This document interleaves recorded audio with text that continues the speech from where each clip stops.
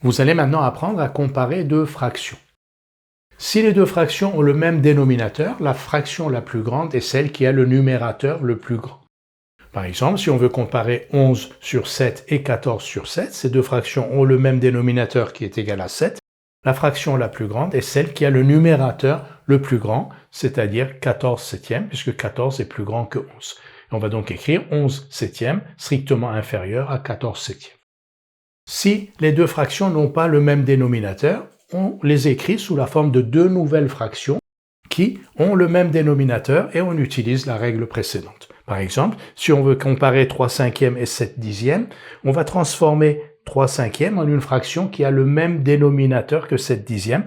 Pourquoi on fait ce choix? Parce qu'on se rend compte qu'en multipliant 5 par 2, on obtient 10. Donc 3 cinquièmes, on va l'écrire sous la forme 3 fois 2 sur 5 fois 2. Vous savez que quand on a une fraction, on peut multiplier le numérateur et le dénominateur de cette fraction par un même nombre non nul et on obtient une fraction équivalente ou égale.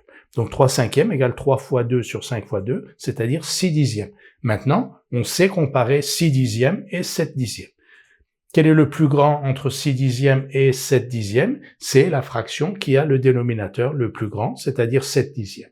6 dixièmes est donc strictement inférieur à 7 dixièmes, donc 3 cinquièmes est strictement inférieur à 7 dixièmes, parce que 3 cinquièmes est équivalent, c'est la même chose que 6 dixièmes. On nous demande de comparer 6 septièmes et 4 cinquièmes.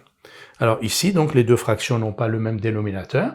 On va transformer chacune de ces fractions en une nouvelle fraction de manière à ce que ces deux nouvelles fractions aient le même dénominateur. Comment on fait? On a vu la méthode, on va multiplier le numérateur et le dénominateur de la première fraction par le dénominateur de la deuxième. Donc 6 septièmes est égal à 6 fois 5 sur 7 fois 5, c'est-à-dire 30 sur 35.